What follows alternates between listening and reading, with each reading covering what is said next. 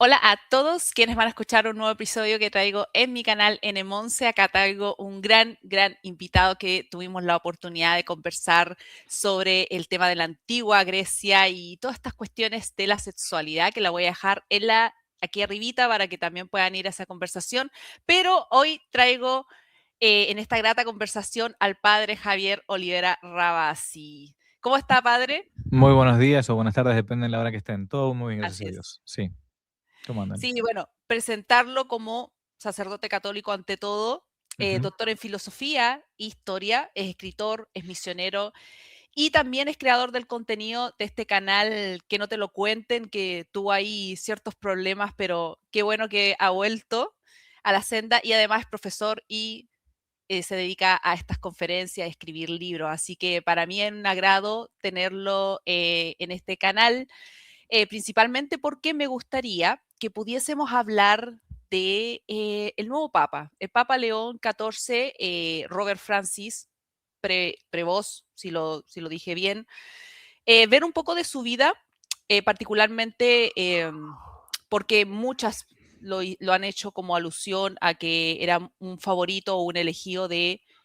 Papa Francisco, que falleció, y algunos lo catalogan como un progresista moderado, no sé ahí si concuerda con esa visión, pero a mí me gustaría adentrarme como en la formación que ha tenido él antes de ser papa y también poder ver si nos alcanza el tiempo para ver algunas cosas de lo que se enfrenta hoy en día el cristianismo. Así que qué mejor que verlo con usted, esa visión, y también quizás relacionarlo un poco con lo que algunos pretenden del Concilio Vaticano II y que en realidad hay cosas que son irreversiblemente ya erradicadas cuando asume el Papa Francisco. Entonces, creo que ahí se enfrenta la Iglesia Católica a grandes desafíos y con este Papa ver las cosas que han estado sucediendo también en temas de la guerra, creo que ha sido bastante ajetreado este año. Así que, padre, Ujú. ahí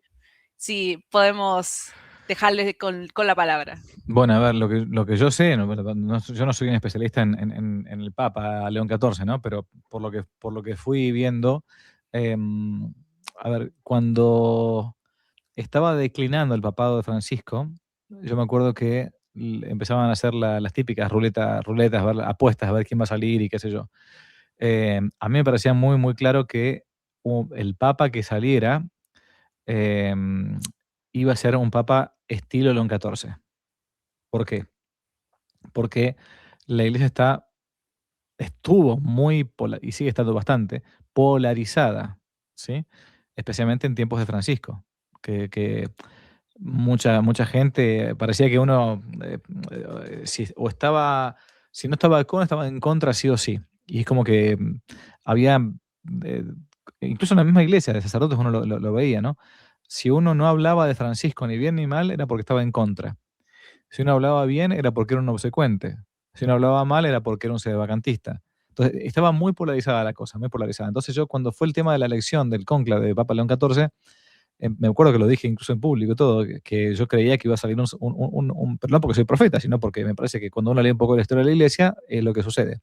Después un papado muy, pero muy fuerte, muy marcado, como el de Francisco, hace falta un poco de pacificación, ¿no? Entonces, había que elegir un papa de consenso.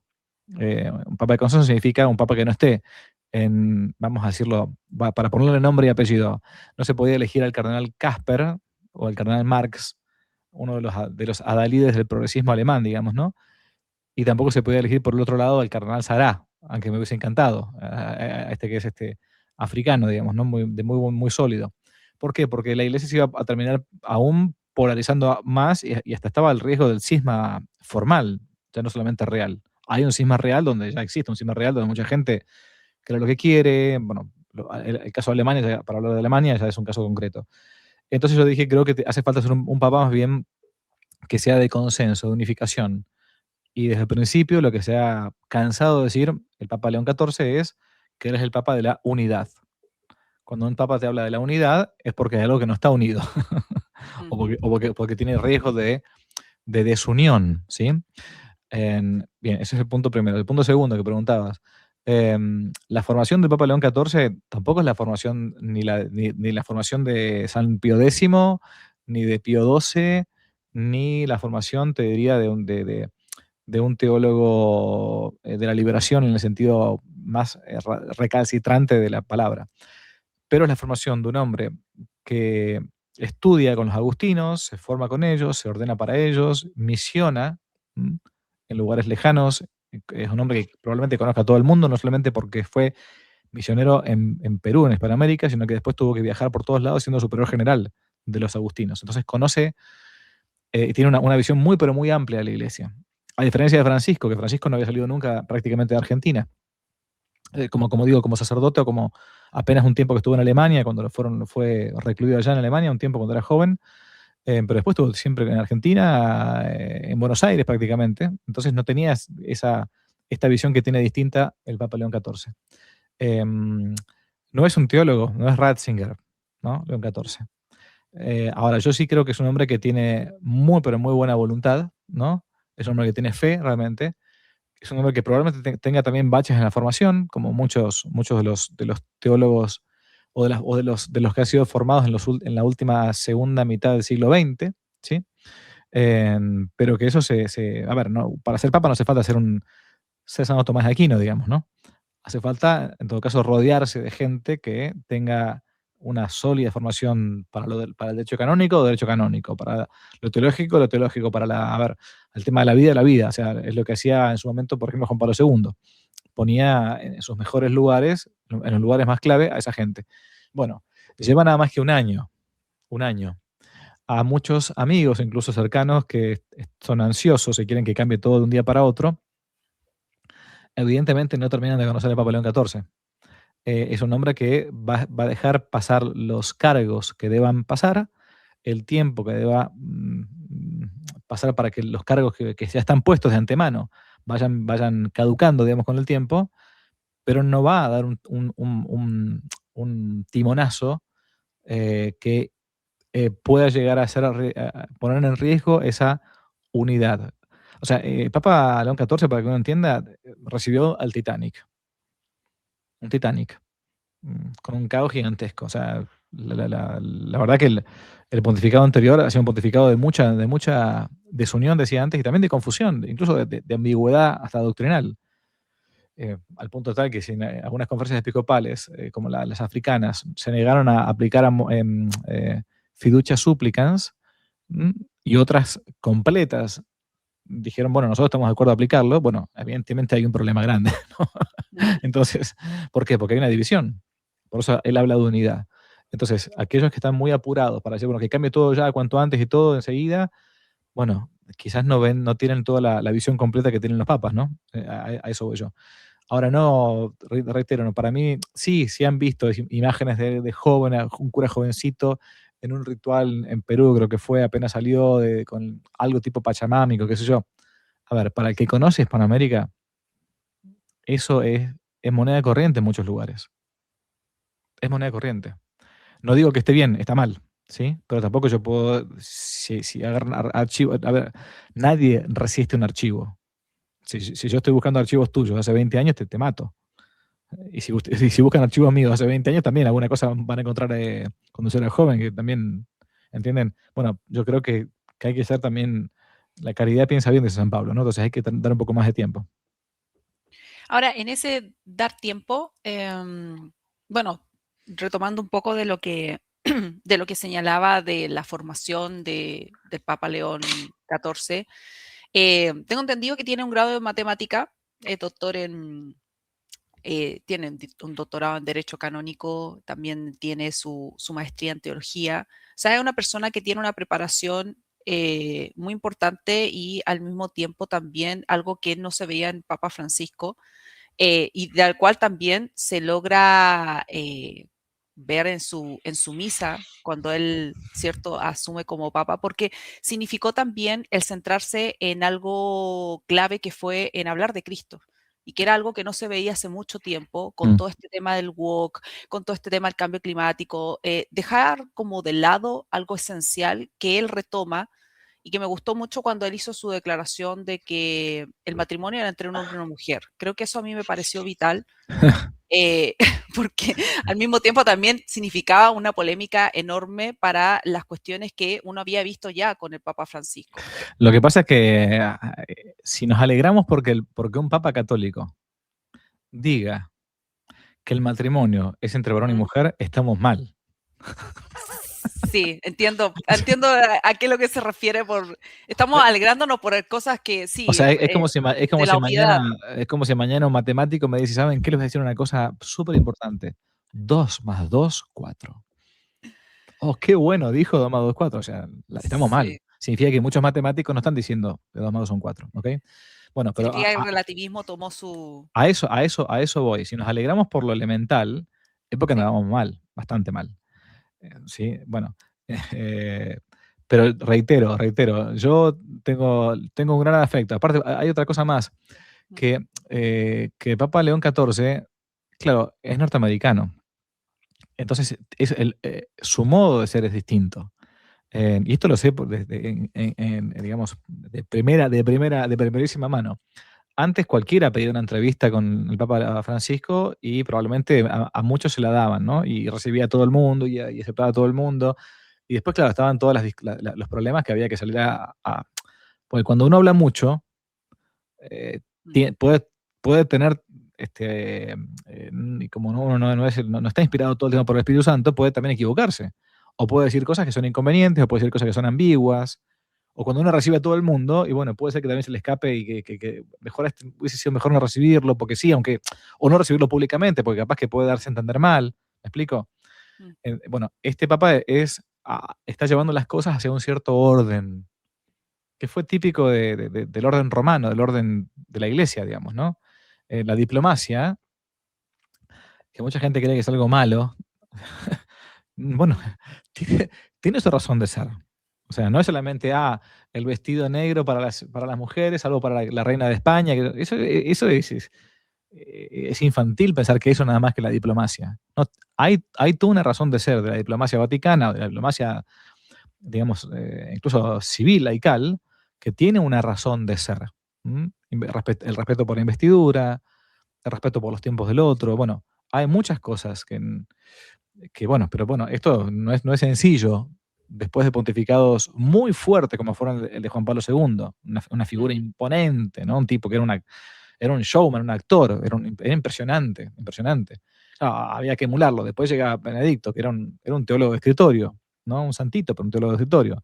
Después Francisco, con todo lo que implicaba, hispanoamericano, mezcla de italiano, con salidas geniales, geniales, que la verdad que eran espectaculares, pero otras que decía, ¿y por qué hizo esto? Porque después tenía que salir a explicarlo. Bueno, y ahora viene un hombre que tiene un estilo distinto. Bueno, el Papa tiene que, lo que dice Lucas 22:32, ¿no? Confirmar a los hermanos en la fe. Pero cada uno lo hace con su estilo. A este le tocó algo que no es sencillo. Por eso yo siempre digo, tengámosle paciencia, nada más. Sí, ahora, padre, yo desde preguntándole como en su visión, ya tal vez, claro, su opinión con respecto a esa catalogación que han dicho y que uno también ha leído en algunos blogs de personas estudiosas en el área del catolicismo, lo catalogan como un progresista moderado. No sé hasta cuánto coincide esa postura, porque claramente debemos decir que no es Francisco, no es Papa Francisco. De No. hecho, algo que fue como un poco de molestia fue de que él no quiso continuar con el nombramiento como de Francisco, sino que él ligeramente Sí, yo creo que está bien dicho así. Sí, está bien, no está mal. O sea, creo que es un hombre, un progresista moderado, puede ser, sí, no creo que esté mal. No se lo puede, no se lo puede caratular como un progresista radical de ninguna manera, tampoco creo que se lo pueda caratular como un conservador. Está más bien o en un conservador extremo, quiero decir, ¿no? Creo que sí, podría ser. Bueno, ese es un poco el estilo, sí, sí, sí. Pero claramente no sigue la misma línea de Francisco, exactamente. No la no, sigue. porque de hecho ha vuelto el tema de la misa tradicional, Sí, ¿verdad? pero no solamente con la misa tradicional, porque hay gente que solamente enfoca el tema de la Iglesia Católica al tema litúrgico. Y es un error también eso. La liturgia es un producto, en el buen sentido de la palabra estoy hablando, o sea, el culto proviene de la cultura. La palabra culto es un derivado de la palabra cultura, ¿no? Entonces, el que solamente juzga a la iglesia por el culto, solamente por el culto, se está olvidando que ese culto es fruto de lo que está detrás, ¿no? Ciertamente, va de la mano, cultura con culto, pero no podemos nada más que catalogar a los papas por el culto que han tenido, ¿no? Si así fuera, y uno viese la primera misa de San Pedro no sé, o de Lino, los primeros papas, y uno dice, pues qué pobre que era todo esto. Pero tenían un contenido teológico mucho más grande que nosotros. Habían sido discípulos y apóstoles del Señor. Entonces, digo, hay que ser muy cuidadosos, ¿no? Porque a veces uno simplifica la historia, ¿no? El culto va de la mano con la cultura, ciertamente, pero no solamente porque alguien haya restaurado, y tampoco porque alguien haya restaurado la misa tradicional o el reto que sea, va a tener una teología impecable. No hay que olvidarse que muchos de los que, no, muchos no, todos los que formaron parte del Concilio Vaticano II, que después hicieron la reforma litúrgica, todos, hasta el día anterior, ¿qué misa celebraban? La misa tradicional. ¿Se entiende? Mm. O sea, y eso, y después hicieron este tipo de reformas, y bueno, pero bueno, el culto es importantísimo, claramente que sí, pero es producto de una cultura.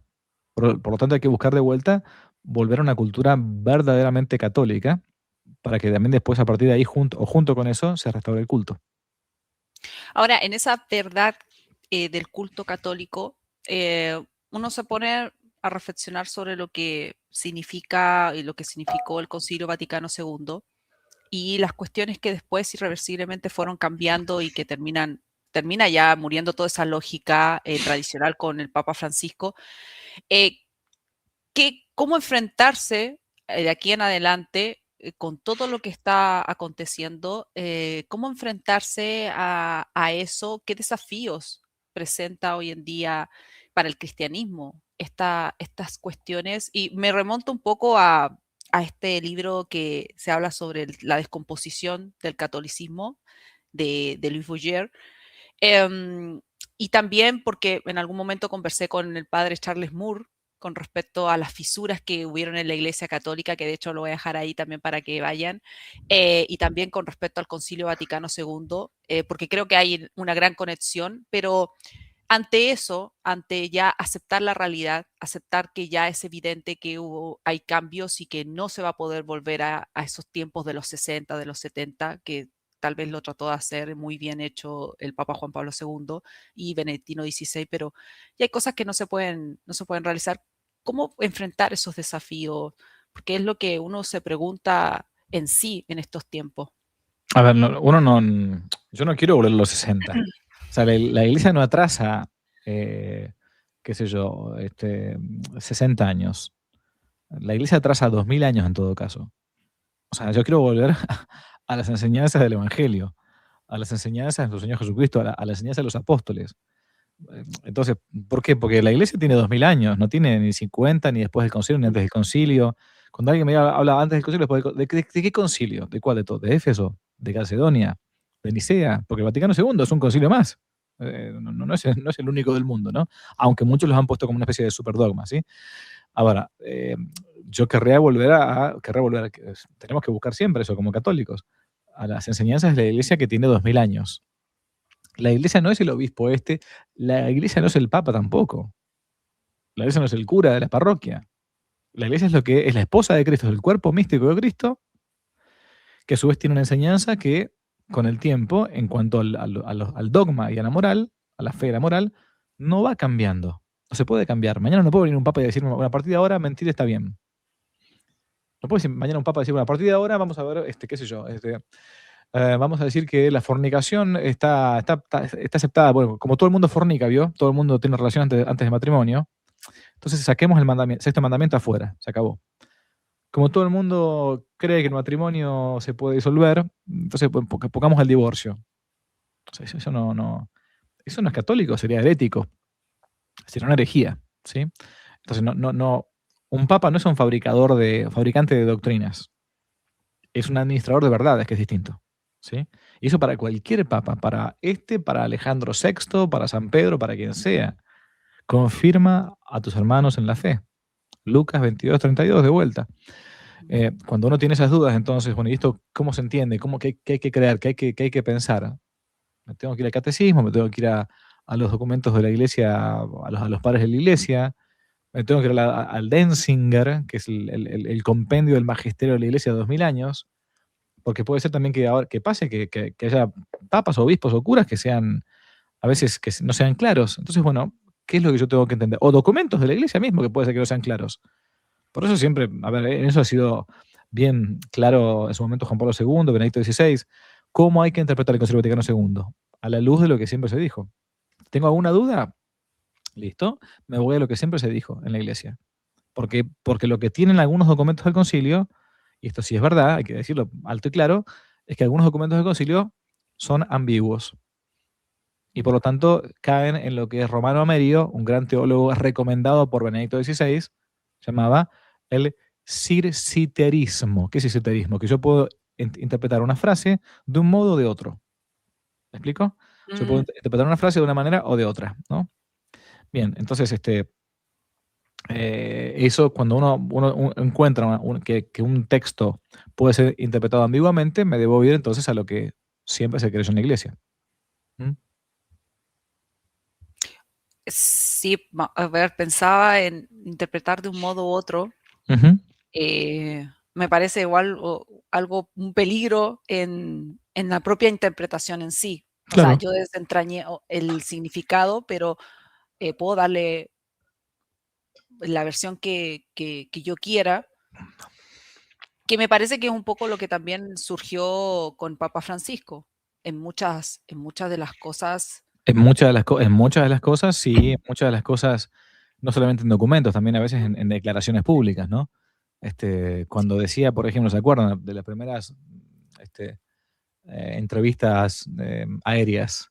El magisterio aéreo, digamos. Este, decía, ¿quién soy yo para juzgar si dos personas del mismo sexo se aman y se Ah, quieren? sí, sí. Claro, uno después en la parroquia, yo me acuerdo en la parroquia, esto hace no sé cuántos años, ¿no? De esto. Te caía gente y te decía, bueno, ¿y yo cómo es la cosa? ¿Puedo casarlos a partir de ahora? A mí me pasó efectivamente, gente que vino a pedirme, que estaban en concubinato, que se habían separado, se habían casado por la iglesia, después se separado, querían que les bendijera como la unión. Porque el Papa ahora estaba abierto a estas cosas. Eso es lo que después le llega a la gente. Mm. Por eso es muy importante. Es más, yo si fuera Papa no haría ni declaraciones, me dedicaría nada más que a escribir encíclicas, a gobernar la Santa Sede y la iglesia entera, y por un buen tiempo ni viajes haría. No hace falta que esté viajando a todos lados. Pero bueno, en fin, espero nunca ser Papa. Mm. Mire, de hecho tocó un punto que era el que quería adentrarme, el tema de las declaraciones públicas, ¿ya? Salió este tema de esta distinción máxima que hace al embajador de Irán, de la República Islámica, porque nunca hay que olvidarse que es República Islámica, Mm. Mohamed Hossein. eh, yo no sé en realidad lo que supone el Papa haciendo esta entrega, esta máxima, una distinción máxima a un embajador basado en la idea de que el tema de los diálogos de paz frente a la guerra, pero además viene ahí una declaraciones públicas que efectúa él, mostrando claramente una postura política eh, que más allá del tema de estar afín o no a Trump, es un tema de dar tu opinión política, ya sea no tan solo públicamente en una entrevista, sino que implica también, por ejemplo, una misa. Y es lo que me ha pasado con ciertos padres que hacen misas y dan su opinión política en medio de el sermón que está dando.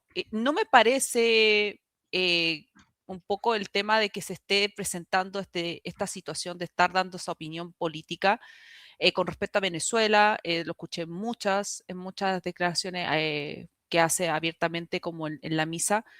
Y eso me parece preocupante porque a raíz de eso que usted plantea, el tema de las declaraciones, no sé hasta qué punto yo debo hacerlo, yo como papa debo hacer este tipo de declaraciones, mostrarme en contra de lo que está haciendo, no sé, Trump en Irán, o dar mi opinión y decir es un tiránico, o hacer una declaración con respecto a lo que pasó en Venezuela, olvidando también un poco del tema de historia de lo que vive la gente o de lo que ha habido internamente en un país.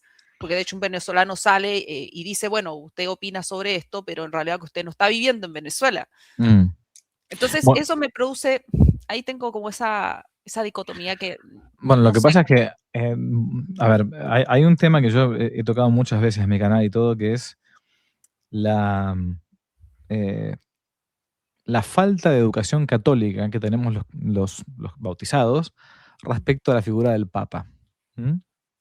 Yo tengo un video hace varios años llamado ¿Hay que obedecer en todo a los papas, sí o no? Bueno, lo voy a resumir rápidamente, pues no quiero extenderme.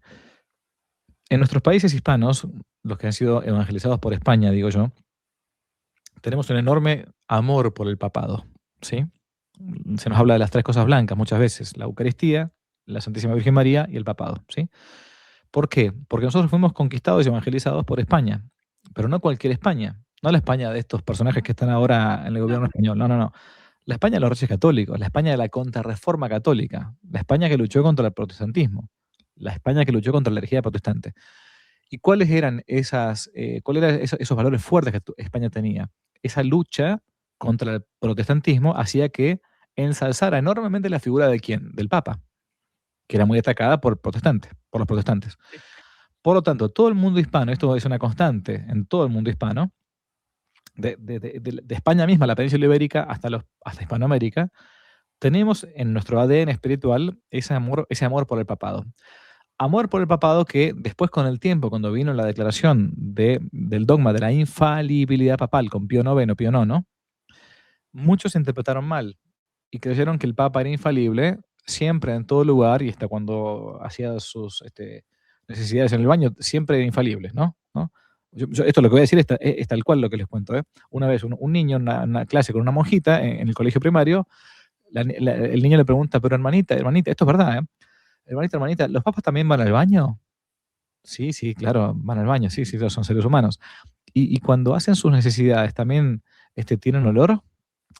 Y la monjita dijo, bueno, sí, pero poquito. ¿Entiendo lo que estoy diciendo? O sea, Sí, se ha puesto la figura del Papa como si como, fuese un ser, como si fuera la cuarta persona de la Santísima Trinidad. Y sí, nunca en la historia de la Iglesia se pensaba que el Papa era una especie de Dios hecho hombre. Lo que pasa es que después, con el tema de la infalibilidad papal, el Papa es infalible cuando habla de fe moral de modo definitivo para toda la Iglesia universal, ¿ok?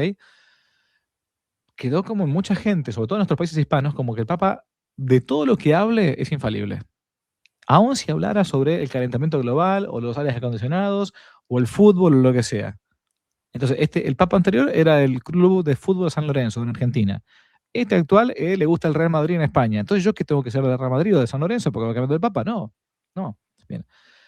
Dicho todo esto como introducción, entonces, la gente tiene que entender que no todo lo que el Papa diga, en cuanto tal, yo tengo que aceptarlo y bajando la cabeza como si fuese palabra de Dios, te la damos Señor. No, no.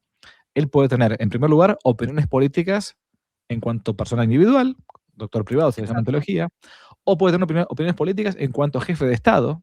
La gente muchas veces olvida que es un jefe de Estado, es un jefe de un país, es un presidente. Como Sí, el presidente, Vaticano. el Vaticano, nos gusta o no nos gusta, así tenga dos por dos, es un país reconocido como tal, con embajadores que se llaman nuncios, tiene embajadores en todos los países, casi todos los países del mundo.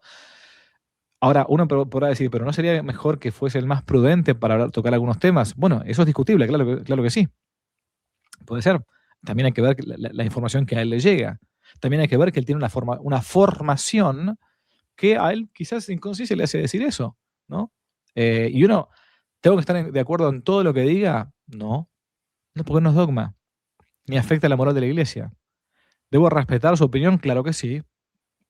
Está en el documento Ad Tuendam Fidei, ¿no? El famoso obsequio de la inteligencia y la voluntad. Pero no significa que yo me quite el cerebro y que diga, entonces yo opino en todo igual que el Papa.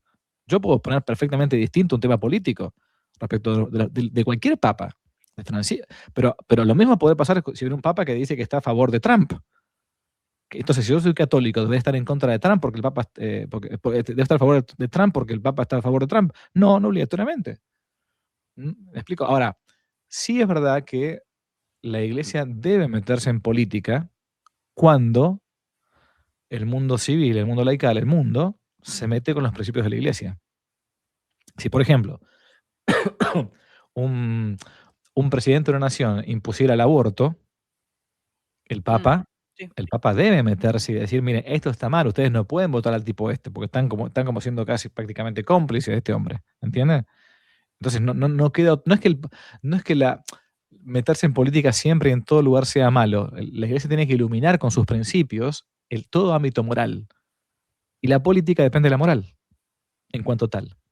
Entonces hay veces que tiene que intervenir. Ahora, si la pregunta es, ¿a usted no le parece que debería ser a veces un poco más cuidadoso con ese tema? Puede ser, estoy de acuerdo. Pero así cuando opine cosas que uno estaría de acuerdo con él, como cuando opinase sobre cosas que uno no estaría no estaría de acuerdo con él. ¿Sí? ¿Por qué? Porque todos están mirando, ahí vuelvo al mismo principio de antes. Si yo hablo todo el tiempo y no paro nunca de hablar, y puede ser que a veces me equivoque también. O puede ser que me tomen una parte en la entrevista de un pedacito y me equivoque, y sí, o sea, ambiguo. Pero claro, lógico, que si somos humanos al final de cuentas. ¿Mm? Ahora, entonces, está bien que se haga una opinión política de un sacerdote o de un padre en plena misa. A ver, si es una política partidista o partidaria, no, yo no puedo usar el lambón para que ustedes voten por este o por este otro. Ahora, yo sí puedo decir como sacerdote, y creo que debo decirlo, Mm, miren, si un país, si ustedes somos ciudadanos y estamos siendo dominados, yo lo que puedo decir, miren, ustedes, eh, pongámosle, estoy en el país X y hay un candidato A y B. ¿Mm?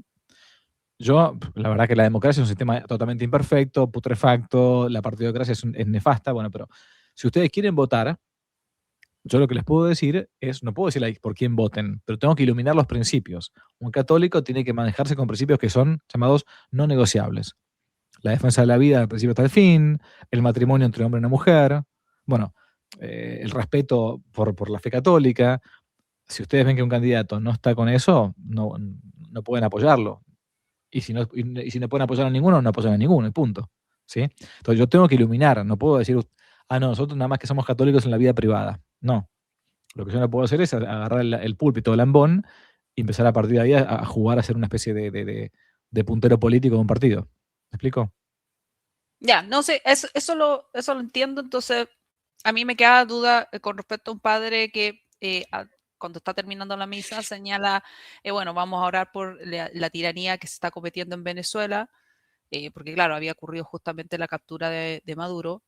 Eh, me surge esa duda porque hablas de tiranía que se vive en Venezuela, entonces ya usas una catalogación Sí, que a mí personalmente me parece como de un padre, tal vez podría decirse en base a lo que usted menciona, principios del catolicismo, en cuanto a la palabra, claro, yo puedo estar en contra de que se esté en definitiva coartando a la ciudadanía, a la población, mm, etcétera. Pero hablar de tiranía me pareció un poco como desprolijo de su parte dar una opinión así, hablar de tiranía cuando en Venezuela, o sea, tenemos que conocer un poco la historia de lo que ha vivido Venezuela y que no podemos hablar que existía la democracia. mm. Entonces, eso a mí me surgió con muchas dudas, porque no es la primera vez que lo hacía en reiteradas ocasiones, se notaba que tenía una postura en contra de Trump y claramente que uno puede O sea, tener sus afinidades. no me cabe ninguna duda que en Venezuela ha habido y hay una tiranía hoy en día que fue puesta por Chávez y por Maduro. O sea, creo que a nadie le cae, hace falta darse cuenta que leer los diarios. O sea, cuánta No, gente. Yo tengo un afecto enorme por la gente venezolana, porque en Argentina creo que es de los países que más hemos recibido a los hermanos venezolanos. Les tengo un enorme afecto, porque la gente que se ha tenido que escapar de Venezuela lamentablemente ha tenido que irse con una mano atrás, con otra adelante, con profesiones. ujú. Entonces, me parece, sinceramente, me da una pena enorme. Y yo cuando veo un venezolano, me surge como antiguamente con un cubano, también ayudarlo. porque padeció esa tiranía nefasta que es el comunismo a su vez, sí. que es un régimen intrínsecamente perverso. Es Divino Redentoris, es la famosa encíclica, ¿no?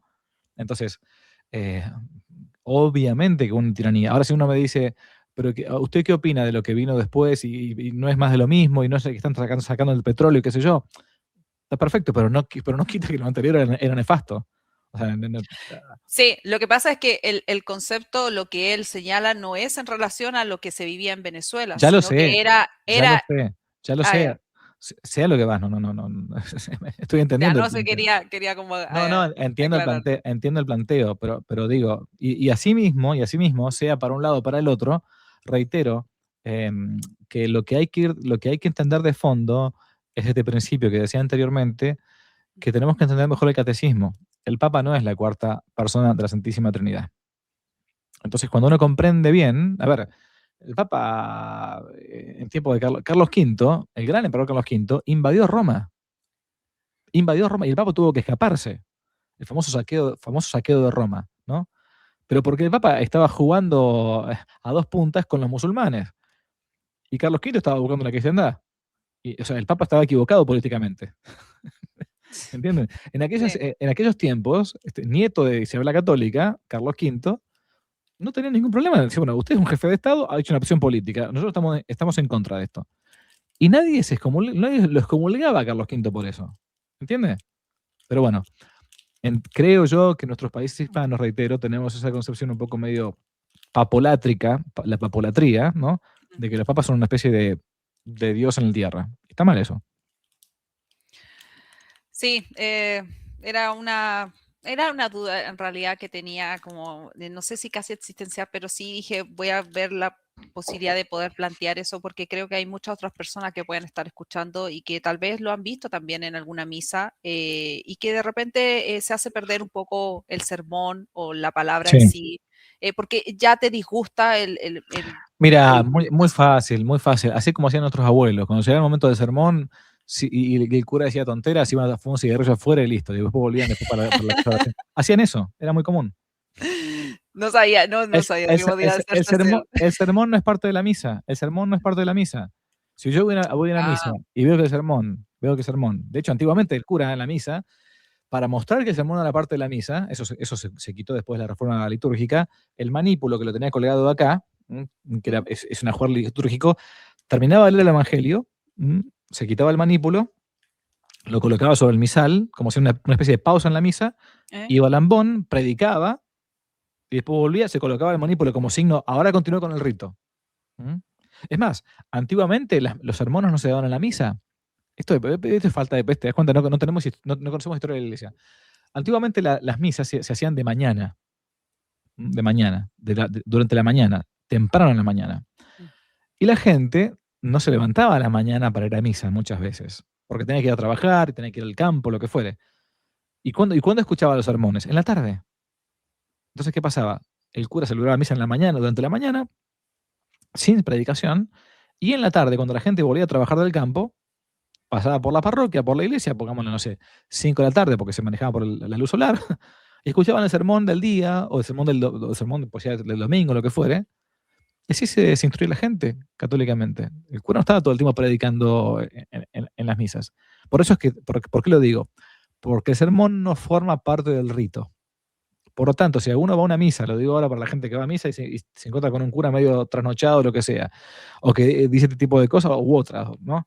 Y dice, che, mejor no, bueno, listo, voy a un poco de aire, toma afuera, 15 minutos, 10 minutos, 15 minutos y vuelvo, no pasa nada. Voy a rezar el No, creí que rosario. era una falta de respeto que Fa- se fa- hiciera. falta, falta de respeto es predicar estupidez, eso es falta de respeto, perdón. O sea, Sí, ¿no? sí, sí, padre. No, tiene toda la razón. Pero así también logró aliviar esta duda que yo tenía y también que otras personas quizás lo puedan tener. Yo sé que el tiempo se nos está acabando y solamente una última cosa que creo que es un desafío para el cristianismo en sí. Es un poco lo que sucede con el tema de los cargos femeninos. La primera obispa que Sí, es nombrada a la iglesia anglicana Es preocupante porque también he visto de sus análisis que sacerdotisas no. No, eso es... Hay una explicación también de por qué no, pero podemos tener la tranquilidad de que eso no ocurrirá. Por las dudas voy a explicar porque se me está escuchando. Esa mujer vestida de avispa o de obispa o lo que fuere, no es católica. ¿Okay? No No. es católica, es una mujer de una secta protestante, herética, de los anglicanos. Anglicanos son los que están en Inglaterra, que fue la ruptura famosa con Enrique VIII allá en 1530, ¿no? Entonces, es la primera vez que una mujer accede al cargo de obispo que no tiene sucesión apostólica, no son nada, es una mujer disfrazada. Es como si vos te disfrazás de mañana de la Pantera Rosa, me da lo mismo, no sos la Pantera Rosa. No sos obispa, ni cardenala, ni nada. Fuiste a una fiesta de disfraces. O yo me disfrazo ahora de, no sé, de Messi. No soy Messi, no juego como Messi. No puedo. Bueno, no porque yo me disfrace de algo o me autoperciba como algo, soy eso. Es un disparate. Bueno, esta mujer que se autopercibe obispa de la Iglesia Anglicana fue a visitar a Roma a las autoridades como tantísimas otras personas van de sectas heréticas o de falsas religiones, porque son cuestiones políticas. Punto. Nada más que son cuestiones políticas. Uno dirá, bueno, ¿no sería mejor que no le hubiesen dejado entrar a la parte de abajo del Vaticano? Todo totalmente de acuerdo. Hice un programa entero sobre el tema este. Pero en el mundo católico eso no va a pasar nunca. No puede pasar. No porque sean unos enfermos machistas, retrógrados, misóginos. No. Porque el sacerdocio católico proviene del sacerdocio judío incluso. Por eso Jesús elige a 12 apóstoles, varones, ¿no? Y por más que había santas mujeres, hasta la Virgen Santísima, que lo seguían, no por eso les ordenó obispas, ni avispas, ni sacerdotisas, punto. Entonces, la sucesión apostólica de obispo a obispo es la que permite después ordenar válidamente sacerdotes. Y la materia del sacramento, así como la materia del sacramento de la Eucaristía es pan y vino, la materia del sacramento del orden sagrado, entre otras cosas, es un hombre, un varón. ¿Por qué? Por aquello que Jesús eligió 12 varones, no 12 cosas mixtas o mujeres, ¿sí? Así que en la Iglesia Católica no va a pasar. Ni siquiera Bien. Francisco, en su momento me acuerdo de Francisco, una famosa frase a Sí, un montón de monjitas o monjas con velo, desveladas, qué sé yo, les dijo, miren, eso yo ni yo lo puedo cambiar, diaconisa no, porque es un tema que viene de Jesucristo, digamos, ¿no? sí, yo quería planteárselo porque en realidad que yo Sí, dije, esto tiene que quedar de alguna claro. manera como Sí, cerrado. zanjado porque Mm. ese anglicanismo, esa como mezcla entre que algo sale fluye, no me parece. Entonces, padre, yo agradecerle esta instancia de mucho conocimiento y espero que en algún tiempo, cuando tenga más tiempo, podamos conversar amenamente como en esta oportunidad. Cómo no, encantadísimo. Gracias por la invitación. Que Dios los bendiga mucho. Hasta la próxima, si Dios Muchas quiere. gracias. Que estén todo Adiós. bien. Chao, chao. Gracias.